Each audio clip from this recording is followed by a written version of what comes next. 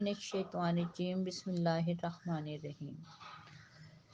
M اے Urdu previous آج آپ لوگوں کا چوتھا آن لائن لیکچر ہے۔ اس میں میں آپ لوگوں کو خواجہ میر درد کے حوالے سے بتاؤں گی۔ سلیبس کی تفصیل بتاتے ہوئے میں نے بتایا تھا کہ آپ کے 4 غزل گو شعراء شامل نصاب ہیں، جس میں ولی دکنی، خواجہ حیدر علی آتش، میر تقی میر اور غالب کی 4 غزلیں شامل ہیں، اور اسلوب 5 شعراء حضرات کے، جس میں خواجہ میر درد بھی شامل ہیں ان چاروں شعراء کے علاوہ۔ تو آئیے ہم دیکھتے ہیں کہ خواجہ میر درد 1719 میں پیدا ہوئے ہیں دہلی میں، اور 1885 میں وہ فوت ہو گئے۔ ٹھیک ہے، نام ان کا سید خواجہ میر اور درد تخلص کرتے تھے۔ 1719 میں ابھی میں نے بتایا کہ دہلی میں پیدا ہوئے۔ والد کا نام خواجہ محمد ناصر اندلیب تھا، جو اپنے دور میں شاہی منصبدار تھے، لیکن انہوں نے شاہی ملازمت چھوڑ کر درویشی اور گوشہ نشینی اختیار کر لی تھی۔ اور یاد رہے کہ وہ اپنے دور کے بہت اچھے شاعر تھے، اور ان کا دیوان نالہ اندلیب کے نام سے مشہور ہے۔ اب درد کی ابتدائی تعلیم و تربیت جو تھی وہ والد کے ہاتھوں ہوئی تھی۔ اس کے علاوہ اپنے دور کے مشہور صوفیہ سے بھی انہوں نے اکتساب فیض کیا، اور زمانے کے دستور کے مطابق، یعنی اس زمانے میں جو رواج تھا، قرآن و حدیث، فقہ و تفسیر، منطق و فلسفہ اور تصوف کی تعلیم بھی حاصل کی۔ یعنی پہلے وقتوں میں بیٹا یہ ہوتا تھا کہ کوئی بھی شخص کسی ایک شعبہ زندگی سے تعلق رکھنے والے مضمون کا علم حاصل نہیں کرتا تھا، بلکہ اس زمانے میں عام طور پر دستور یا اصول یہ تھا کہ اگر قرآن اور حدیث کی تعلیم حاصل کی ہے تو ساتھ فقہ، تفسیر کی، منطق و فلسفہ، یہ الگ چیزیں ہیں، لیکن وہ حاصل کرتے تھے، اور تصوف کی تعلیم بھی حاصل کی انہوں نے۔ اوائل جوانی میں سپاہیانہ زندگی اختیار کی، مگر طبیعت جو تھی ان کی ذاتی طور پر جو ہے تصوف کی طرف مائل تھی، اس لیے 28 سال کی عمر میں ہی اس ملازمت کو ترک کر لی، اور والد کی طرح انہوں نے بھی گوشہ نشینی اختیار کر لی، اور پھر اپنے والد کی وفات پر ان کی درویشی کی مسند کو سنبھالا۔ درد ایک درویش کامل تھے۔ قناعت، توکل، تسلیم و رضا اور تحمل و استقلال ان کی طبیعت میں کوٹ کوٹ کر بھرے ہوئے تھے۔ اپنے ذاتی تقدس کی بدولت وہ لوگوں میں عزت و احترام کی نظر سے دیکھے جاتے تھے۔ مغلیہ سلطنت کے زوال کے بعد دہلی ہنگاموں کا مرکز بنا۔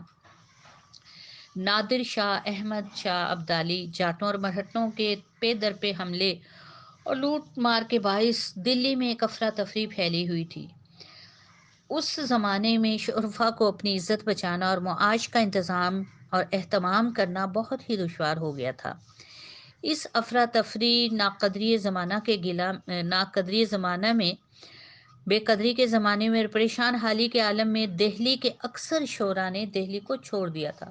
اب دیکھیں، جہاں پر معاش کا جو ہے خاطر خواہ انتظام نہ ہو، اور پھر جو منصب دار تھے، اعلیٰ عہدوں پر فائز تھے، ان کی بھی ان کے منصب کے مطابق عزت و توقیر نہ ہو، تو پھر لامحالہ یہی ہوتا ہے، فطری سی بات ہے کہ انسان کو جہاں نہ عزت و توقیر ملے، نہ جہاں آمدنی کے کوئی وسائل موجود رہیں، تو اپنے آپ کو جو ہے آگے بڑھانے کے لیے انسان وہاں سے یا تو کچھ کر جاتا ہے یا ہجرت کر جاتا ہے۔ تو یہی کام اکثر شعراء اور بہت سے معززین شہر نے یہی کام کیا تھا کہ دہلی کو چھوڑ کر دوسرے شہروں کا رخ کیا تھا، کیونکہ سیاسی انتشار بھی تھا، معاشی طور پہ بھی ابتری کا زمانہ آ گیا تھا دہلی پر۔ مگر میر درد کے پائی استقامت میں ذرا بھی لغزش نہ آئی، یعنی باقی لوگوں نے وہاں سے ہجرت کی، لیکن میر درد کے پائی استقامت میں، یعنی انہوں نے اپنے اس شہر کو، دہلی کو نہ چھوڑا، اور وہ خدا کی ذات پر بھروسہ کرتے ہوئے دہلی میں ہی مقیم رہے، اور بالآخر 1885 میں دہلی میں وفات پائی، اور اسی تقی میں مدفن ہوئے، جہاں انہوں نے درویش کامل کی طرح خدائے بزرگ و برتر کی ذات پر توکل کرتے ہوئے ساری عمر گزاری تھی۔ ابھی بات ہو رہی تھی کہ میر درد کو تصنیف و تعلیم کا شوق بچپن سے تھا، اس لیے انہوں نے متعدد کتابیں لکھی جو فارسی نثر میں تھی، لیکن اس کے ساتھ ساتھ نظم میں ایک دیوان فارسی کا اور ایک دیوان اردو کا ان کی یادگاریں ہیں۔ اردو کے ایک بہت بڑے شاعر کی حیثیت سے انہیں جو شہرت نصیب ہوئی وہ ان کے اردو دیوان کی بدولت ہے۔ اگرچہ یہ اردو دیوان ان کا مختصر ہے لیکن سراپا انتخاب ہے، اور اس کی وجہ یہ ہے کہ ان کی غزل میں بیکار اشعار، یعنی ایسے کوئی شعر نہیں ہے ان کی اردو کے دیوان میں کہ جس میں کوئی جو ہے اثر پذیری کی کیفیت نہ ہو۔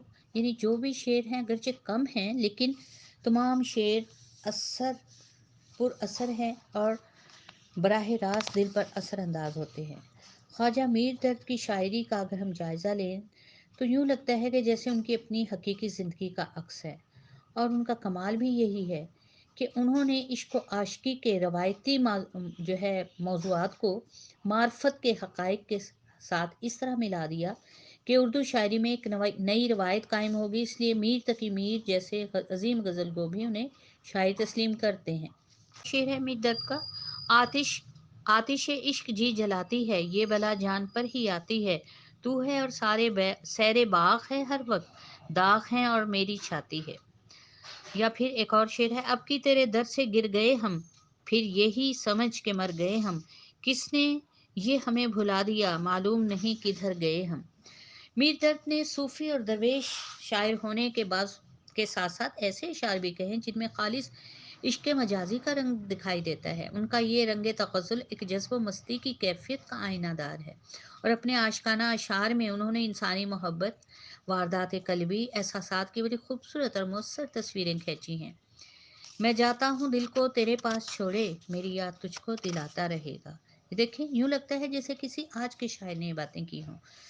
دوبارہ سن لیں: میں جاتا ہوں دل کو تیرے پاس چھوڑے، میری یاد تجھ کو دلاتا رہے گا، اپنے ملنے سے منع مت کر، اس میں بے اختیار ہیں ہم۔ یا پھر جی کی ہی جی میں رہی بات نہ ہونے پائی، جی کی ہی جی میں رہی بات نہ ہونے پائی، ایک بھی ان سے ملاقات نہ ہونے پائی۔ ٹھیک ہے۔ ایک اور شعر ہے: دل کس کی چشم مست کا سرشار ہو گیا، دل کس کی چشم مست کا سرشار ہو گیا، کس کی نظر لگی جو یہ بیمار ہو گیا۔ یہ وہ مضامین ہیں جو آج بھی ہم پڑھیں تو لگتا ہے کسی آج کے شاعر کا کلام ہے۔ یہ وہ باتیں ہیں جو اس زمانے میں انہوں نے عام سادہ عام فہم انداز میں کہی، جو کوئی تصور بھی نہیں کر سکتا تھا۔ اس زمانے میں مشکل پسندی کو شعار بنایا ہوا تھا، اور شعراء حضرات یہ سمجھتے تھے اس زمانے کے کہ اگر ہم مشکل الفاظ کا چناؤ کر کے اشعار میں مشکل مضامین پیش نہیں کریں گے تو لوگ ہمیں پائے کا شاعر نہیں سمجھیں گے۔ لیکن میر درد نے ایسا کچھ نہیں سوچا، جو ان کے دل میں تھا وہی ان کی زبان پر آیا، اور وہی شاعری کی زبان بنا۔ گویا دیکھنا تقریر کی لذت کے جو اس نے کہا، گویا میں نے یہ جانا کہ گویا یہ بھی میرے دل میں ہے۔ یہ اس میں ایڈ نہیں کرنا، ویسے ہی آپ کو سمجھانے کے لیے میں نے بتایا ہے۔ ٹھیک ہے۔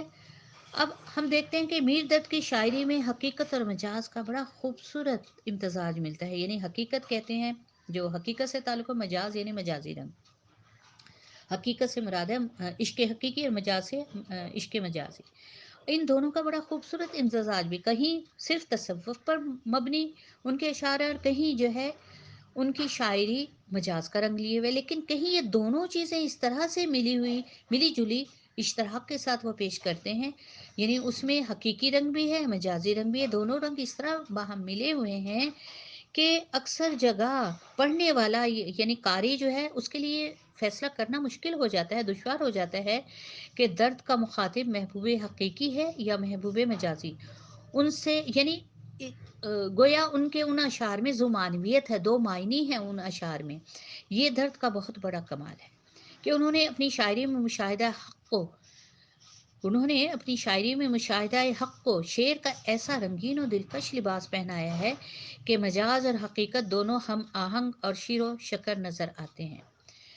مثال کے لیے شعر سن لیجئے: تمنا ہے تیری اگر ہے تمنا، تیری آرزو ہے اگر آرزو ہے، کسی سے کیا بیان کیجئے اس اپنے حال ابتر کو، کسی سے کیا بیان کیجئے اس اپنے حال ابتر کو، دل اس کے ہاتھ دے بیٹھے جسے جانا نہ پہچانا، قاصد نہیں یہ کام تیرا اپنی راہ لے، قاصد نہیں یہ کام تیرا اپنی راہ لے، اس کا پیام دل کے سوا کون لا سکے۔ اب دیکھیں کتنا خوبصورت شعر ہے، یوں لگتا ہے کہ جیسے اللہ تعالیٰ سے مخاطب ہے۔ دوسرے ہی لمحے اگر ہم اس کو مجاز کے رنگ میں لیں तो ये भी उस पर भी मुंतबिक किया जा सकता है, यानी दोनों रंग इसमें बदरजाए अतम मौजूद हैं। और फिर तुझी को जो यहाँ जलवा फरमा ना देखा बराबर है दुनिया को देखा ना देखा। जो इश्क हकीकी से सरशार होगा वो सरासर इश्क इलाही से सरशार होकर इस शेर को पढ़ेगा और सर धुनेगा, और जो मजाज का रंग अपने ऊपर ओढ़े हुए होगा वो इस शेर को जो है ये समझेगा कि मेरा महबूब ही जिस तरफ आंख उठाऊं तेरी तस्वीर है वाला मामला हो जाएगा। कि तुझी को ए मेरे महबूब, अगर हमने तुझे ही जलवा फरमाना देखा, हमारा मुंताहे नज़र ही इस दुनिया में ये है कि तुझे देखना, तुझे पाना, तुझे चाहना। जब तुझे ही देखा ना चाहा ना पाया तो जिंदगी है बस। लेकिन जो इश्क इलाही से भी मैंने बताया सरशार है, उसमें क्या होगा कि वो अल्लाह ताला के इश्क से मामूर होकर इस शेर को पढ़ेगा और सर धुनेगा। ठीक है। फिर हम देखते हैं कि मीर दर्द जो है जाहिद खुश्क और रूखे फीके सूफी नहीं है, बल्कि फ़नून लतीफ़ा ख़ास तौर पर मौसीकी से गहरा लगाव रखते थे और इस फ़न के जुमला रमूज से आशना थे, यानी इसमें जो बातें हैं उनसे वो बखूबी आगाह थे। हर माह उनके यहाँ महफिल समा मुनक्किद होती थी, चुनाचे उनके कलाम का एक बड़ा वस्फ मौसीकियत और तरन्नुम भी है। उनकी बहरें आम तौर पर रवां और मुतरन्नम होती हैं, जिनकी खुश आहंगी और गनाइत से कलाम की तासीर दोबाला हो जाती है। उनकी बेशतर गज़लें यानी ज़्यादातर गज़लें मौसीकी की ख़ास धुन और सुरताल पर पूरी उतरती हैं और बड़ी आसानी से उनको मुख्तलिफ राग रागनियों की तर्ज पर गाया जा सकता है। उनकी छोटी बहरों वाली गज़लें ख़ास तौर से इस खसूसियत की शाहकार। मीर दर्द एक दरवेश कामिल और आलिम बाअमल सूफ़ी थे, यानी ऐसे सूफ़ी जो अपनी बात अपनी शायरी में या अपने नसर में कर रहे हैं उस पर अमल भी करते थे।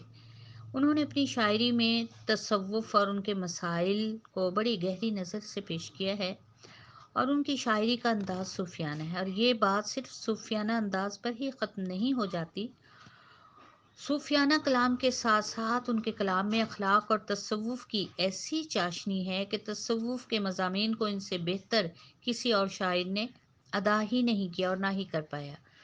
उन्होंने अपनी शायरी में अपने कलाम में मार्फत और तसव्वुफ़ के मसाइल को नहायत ही खुश उसलूबी से पेश किया है। यही वजह है कि उनके कलाम में मजाजी रंग बहुत कम पाया जाता है और अक्सर जगह उनका महबूब दुनियावी बाजारी या हरजाई माशूक या हज़ार शेवा नहीं बल्कि ज़ात इलाही या मुर्शद की ज़ात है। मिसाल के तौर पे शेर है, जग में आकर इधर उधर देखा तू ही आया नज़र जिधर देखा। अब इस शेर को पढ़कर कोई भी ये नहीं कह सकता कि ये महबूब मजाजी के हवाले से सरासर ये शेर सरासर अल्लाह ताला की वाहदानियत का इजहार है कि जहाँ भी हम आकर हमने इस दुनिया में आकर जो ही आँख खोली बहसियत मुसलमान होने के, हमने जहाँ नज़र दौड़ाई अल्लाह ताला के जलवे सदहा रंगा की सूरत में हमें दिखाई दिए और जहाँ भी निगाह उठाई हमने वहाँ पे अल्लाह ताला को ही मौजूद पाया, उसका अक्स मौजूद पाया। या फिर एक और शेर है, गाफिल खुदा की याद पे मत भूल जिन्हार, गाफिल खुदा की याद पे मत भूल जिन्हार, अपने ही तई भुला दे अगर तू भुला सके, यानी अपने आप को भुला दे लेकिन अल्लाह ताला की याद को हरगिज़, जिन्हार का मतलब होता है हरगिज़, हरगिज़ मत भूलना। उनके अंदाज़े बयां में उन्होंने शायरी में जो बातें की है वो इंतहाई सादा बेतकल्लुफ़ी का अंदाज़ लिए हुए हैं और सलासत भरी जो है ज़बान उन्होंने इस्तेमाल की। नहीं, बहुत ही आसान सादा सहल ज़बान है, कोई मुश्किल ना ही मज़ामीन है और ना ही अल्फाज उन्होंने मुश्किल इस्तेमाल किए। जो उस ज़माने में आम मुरवज अल्फाज थे, आम मुस्तमिल अल्फाज थे, वही इस्तेमाल किए हैं और उनकी शायरी में आम बोलचाल का अंदाज़ है। यूँ लगता है जैसे कोई आम शख्स जो है बात कर रहा है। अवामुन्नास की शायरी के हवाले, यानी अवामुन्नास की जो बोली है उस ज़माने में जो बोली जा रही थी उसी को उन्होंने अपनी शायरी में बरता है। उर्दू नस्र को कहीं 100 साल बाद जाकर नसीब हुआ है जो उनकी शायरी में आम बोलचाल का अंदाज़ है। वो अपने महसूसात की तर्जुमानी करने के लिए बहुत ज़्यादा तकल्लुफ़ का इस्तेमाल नहीं करते, यानी बेतकल्लुफ़ी सादगी सलासत उनकी शायरी की जान है। बल्कि वो जो कुछ कहना चाहते हैं उसे अपनी पूरी फनकारी के साथ हल्की फुल्की शुस्ता और रवा दवा ज़ुबान में कह डालते हैं। उनके बयान में कहीं भी उलझाव हमें दिखाई नहीं देता और इसी तरह उनके अक्सर अशार जो हैं सहल मुमतना का दिलकश नमूना पेश करते हैं। सहल मुमतना کہتے ہیں آسان اور سادہ زبان میں کہے گئے اشعار. زندگی ہے یا کوئی طوفان ہے، ہم تو اس جینے کے ہاتھوں مر چلے. زبان زد عام شعر ہے. آج بھی ہم اس شعر کو پڑھتے ہیں تو یہ ہمیں 2 صدیوں پیچھے نہیں لے کے جاتا، بلکہ لگتا ہے کہ جیسے آج کا ہی شعر ہے. شمع کی مانند ہم اس بزم میں چشم تر آئے تھے دامن تر چلے. یہ وہ مشہور اشعار ہیں جو زبان زد عام ہونے کے ساتھ ساتھ آج بھی اسی طرح مقبول عام ہیں جس طرح کے ان کے زمانے میں تھے. مشہور زمانہ شعر ہے. درد دل کے واسطے پیدا کیا انسان کو، ورنہ طاعت کے لیے کچھ کم نہ تھے کر رو بیاں. درد کی شاعری اپنی تمام تر سادگی، روانی اور سلاست کے ساتھ ساتھ سودوگزاز اور اثر آفرینی کا ایسا مرقع ہے کہ ان کی ہر بات دل سے نکلتی ہے اور دل میں اترتی معلوم ہوتی ہے. کیا مجھ کو داغوں نے سرو و چراغاں، کبھی تو نے آ کر تماشا نہ دیکھا. کیا مجھ کو داغوں نے سروے چراغاں، کبھی تو نے آ کر تماشا نہ دیکھا. اذیت مصیبت ملامت بلائیں، تیرے عشق میں ہم نے کیا کیا نہ دیکھا. اور درد کے کلام میں جا بجا درد و غم کے پر اثر مرقع بھی ملتے ہیں. درد کی یہ تصویریں انفرادی بھی ہیں اور اجتماعی بھی. ان میں داخلیت کا رنگ بھی ہمیں دکھائی دیتا ہے اور خارجی حالات کا عکس بھی دکھائی دیتا ہے. زندگی ہے یا کوئی طوفان ہے، ہم تو اس جینے کے ہاتھوں مر چلے. یوں لگتا ہے جیسے ہماری ہی جو ہے زندگی کا نوحہ وہ اپنے الفاظ میں کہہ رہے ہوں. یا پھر ہے سینوں و دل حسرتوں سے چھا گیا، بس ہجوم یاس جی گھبرا گیا. پھر درد کا حال کچھ نہ پوچھو تم، وہی رونا ہے نت وہی غم ہے. اب یوں لگتا ہے کہ جیسے درد کا نہیں، یہ ہمارا اپنا غم ہے کہ ہم جب غمزدہ ہوں تو پھر کچھ ایسا ہی حال یا کیفیت ہماری بھی ہو سکتی ہے کہ ہمارا جب ہم غمزدہ ہوں گے تو ہم بے اختیار کہیں گے کہ ہمارا حال کچھ نہ پوچھو، کہ ہم تو ہمیشہ سے ہی رو رہے ہیں اور ہمیشہ سے وہی غم ہے. تو درد نے بھی یہی بات بڑے آسان سادہ الفاظ میں کہی ہے کہ درد کا حال کچھ نہ پوچھو تم، وہی رونا ہے نت وہی غم ہے. اور ایک اور شعر اسی مضمون پر مبنی درد کا. آیا نہ اعتدال پہ ہرگز مزاج دہر، میں گرچہ گرم و سرد زمانہ سمو گیا. یعنی مزاج دہر وہی اسی طرح بگڑا رہا، گرچہ میں نے گرم و سرد زمانہ سہے اور اپنے اندر سمو ڈالے، لیکن مزاج دہر وہی بگڑا رہا. اور اب درد مندی اور سوز و گداز کے علاوہ درد کا کلام اپنے اندر رجائیت کا پہلو بھی رکھتا ہے. یہ نہیں کہ ان کی ساری شاعری ہی درد و غم پر مبنی ہے، امید اور رجا کا پہلو بھی ہے. دنیا کی بے ثباتی کا تذکرہ کرنے کے ساتھ ساتھ ناپائیداری کا احساس رکھنے کے ساتھ ساتھ زندگی کے بیکار یا بے مقصد ہونے کے قائل نہیں ہے بورگس. بے ثباتی ضرور ہے ان کا مضمون زندگی کے حوالے سے، دنیا کی بے ثباتی کا تذکرہ ضرور کرتے ہیں اپنی شاعری میں اور دنیا کی ناپائیداری کا احساس بھی رکھتے ہیں دل میں، لیکن وہ یہ نہیں سمجھتے کہ زندگی بے مقصد ہے، بلکہ وہ بار بار اس طرف دنیا والوں کی توجہ دلاتے ہیں، قاری کی اپنے پڑھنے والوں کی اس طرف توجہ دلواتے ہیں کہ یہ دنیا میں یاس اور قنوطیت کو جگہ نہیں دینی چاہیے. اس لیے کہ ان کا کہنا ہے فرصت زندگی بہت کم ہے، مغتنم ہے یہ دید جو دم ہے. یعنی یہ غنیمت ہے جو تمہارے پاس چند لمحے میسر ہیں تمہیں.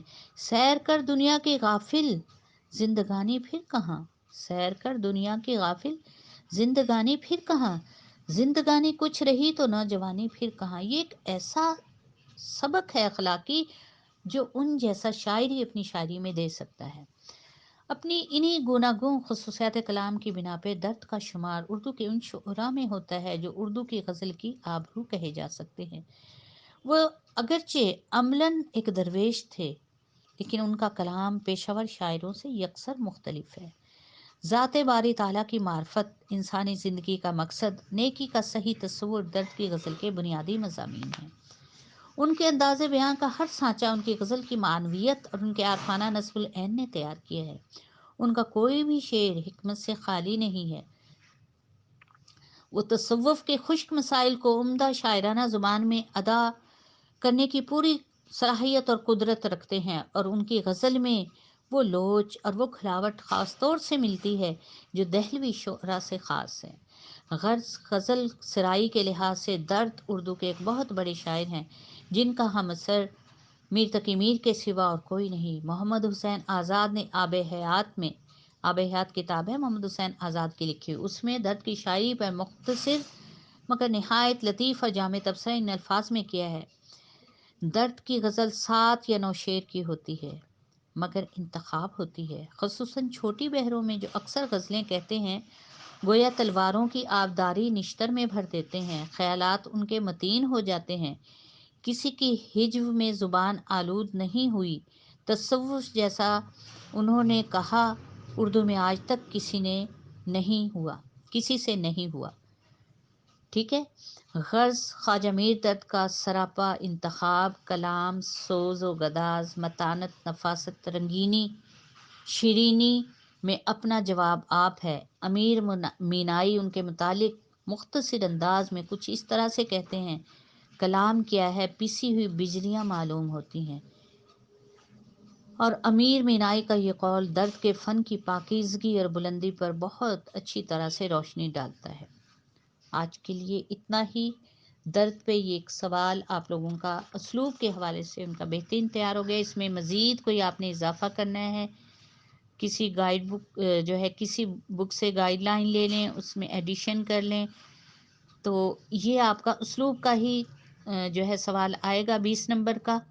اس میں آپ درد کی آپ کے نصاب میں اس کی غزلیں شامل نہیں ہیں، ان کی شاعری کا ناقدانہ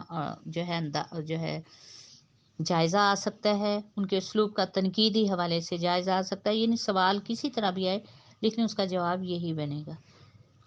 تو دعاؤں میں یاد رکھیے گا، اور اس کی ریٹن پریکٹس کر کے ابھی فوراً 10 بجے تک میرے پرسنل نمبر پہ اپنی حاضری بھیجیں، اپنا نام اور رول نمبر لکھ کے، ٹھیک ہے؟ دعاؤں میں یاد رکھیے گا۔ اللہ حافظ۔ مثال کے طور پہ شعر ہے: وائے نادانی کے مرتے وقت یہ ثابت ہوا، خواب تھا جو کچھ کے دیکھا، جو سنا افسانہ تھا۔ صوفیہ کرام کے ہاں وحدت الوجود کے عقیدے کا ذکر اور پرچار اکثر ملتا ہے۔ درد چونکہ ایک صوفی شاعر تھے، اس لیے ان کے کلام میں وحدت الوجود کی جھلکیاں بھی جا بجا ہم دیکھ سکتے ہیں۔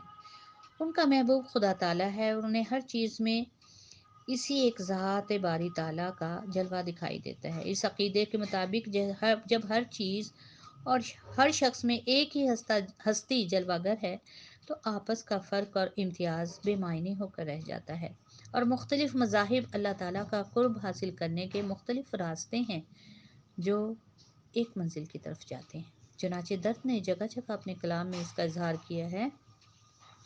شعر سنیے: ہے جلوہ گاہ تیرا کیا غیب کیا شہادت، ہے جلوہ گاہ تیرا کیا غیب کیا شہادت، یہاں بھی شہود تیرا وہاں بھی شہود تیرا۔ یا پھر ایک اور شعر ہے: بستے ہیں تیرے سائے میں سب شیخ و برہمن، بستے ہیں تیرے سائے میں سب شیخ و برہمن، آباد تجھی سے تو ہے گھر دیر و حرم کا۔ یا پھر بڑا زبان زدہ عام اور بڑا مشہور شعر ہے ان کا: جگ میں آ کر ادھر ادھر دیکھا، تو ہی آیا نظر جدھر دیکھا۔ یا ایک اور شعر سن لیں: مدرسہ یا دیر تھا یا کعبہ یا بت خانہ تھا، مدرسہ یا دیر تھا یا کعبہ یا بت خانہ تھا، ہم سبھی مہمان تھے وہاں، تو ہی تو صاحب خانہ تھا۔ درد کے کلام میں دنیا کی بے ثباتی کا احساس اور دیگر اخلاقی مضامین بھی بڑی کثرت سے ملتے ہیں۔ ایک درویش اور صوفی ہونے کی حیثیت سے دنیا کی بے ثباتی کا احساس درد کے دل میں اوروں سے کہیں زیادہ شدت سے تھا، اس لیے کہ شاعر معاشرے کا حساس ترین فرد ہوا کرتا ہے، وہ جس بھی موضوع پر سوچے بہت شدت سے سوچتا ہے۔ تو درد بھی چونکہ ایک صوفی اور درویش شاعر تھے تو وہ ان کا حساس دل دنیا کی بے ثباتی کے حوالے سے زیادہ شدت سے سوچتا ہے، اور پھر ان کا ان کا دور بھی افراتفری کا دور تھا۔ آئے دن کے حملے سے دہلی شہر کا بار بار اجڑ جانا اور اس پر مرہٹوں کا، سکھوں کا حملہ آور ہونا، اور ان حالات میں ایک شخص جو جاگیروں اور محل سراؤں کا مالک ہوتا تھا، دوسرے دن اس کی عورتیں گلیوں بازاروں میں بھیک مانگتی نظر آتی تھی۔ یہ ساری دنیا کی بے ثباتی نہیں تو اور کیا ہے، یہ دنیا کی بے ثباتی کے رنگ نہیں تو اور کیا ہے، یہ رنگ انہوں نے اپنی آنکھوں سے دیکھے ہیں۔ اور وہ خود کہتے ہیں اپنے کلام میں کہ اے درد جس کی آنکھ کھلی اس جہاں میں، شبنم کی طرح جان کو اپنی وہ رو گیا۔ اے درد جس کی آنکھ کھلی اس جہاں میں، شبنم کی طرح جان کو وہ اپنی رو گیا۔ اپنی وہ رو گیا. یا پھر فلک سمجھ تو سہی ہم سے اور گلو کیری.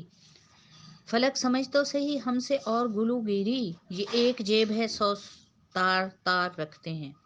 یہ ایک جیب ہے سو تار تار رکھتے ہیں. یعنی ہم سے گریوزاری یا جو ہے مگر گریوزاری کر رہے ہیں تو سمجھ. اس کی وجہ یہ ہے کہ ایک جیب ہے اور اس میں ہزاروں تار تار یعنی چیتھڑے لگے جو ہے پیوند لگی جیب ہے جس میں سے سکے بھی گر رہے ہیں. یعنی مفلوق الحالی کی انتہا ہے, بدحالی کی خستہ حالی کی انتہا ہے گویا.